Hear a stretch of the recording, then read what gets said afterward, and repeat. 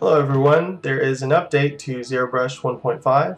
In this update are some bug fixes, some stabilization, some polishing, such as the ZeroBrush menu. If I press Q to bring up our menu, we see it's a lot cleaner looking now.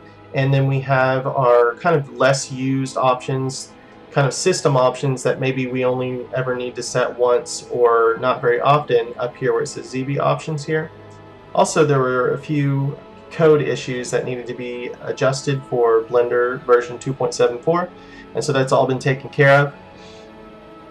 And if you purchased ZeroBrush 1.5, then you should have received an email with a link to download the new updated version within the past couple of days. Okay, so in addition to all the bug fixes and stabilization and things like that, which you can go check out the update log at blendersensei.com. But in addition to all that, I've added a new feature called distraction free mode. If I press T to bring up my tool shelf and property shelf in Sensei Format, or if you're not using Sensei Format, you just tap in. If we click on the sculpt mode button, you'll see that immediately the grid and the axis lines have all disappeared. And so if I press make sculptable and then tap more a few times, I can just kind of, sculpt a little bit on this sphere here. It's actually a cube, but now it looks like a sphere.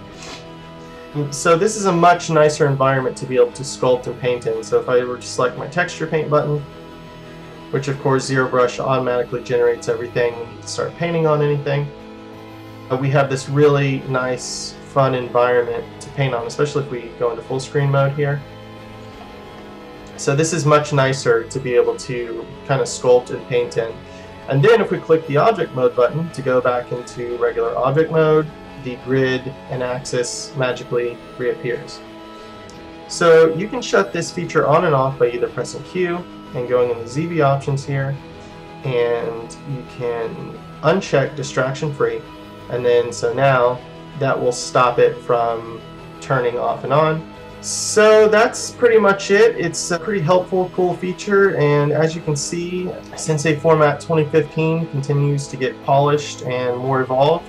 You can see a few changes have been made down here in the main camera area, and there's some features I'm really excited about coming soon to Sensei Format, but I need just a little more time to finish polishing Sensei Format as well as completing one cohesive video series. So please support this channel as much as you can and share my videos, subscribe, and help me get this out as quick as I can so we can all get to making cool stuff.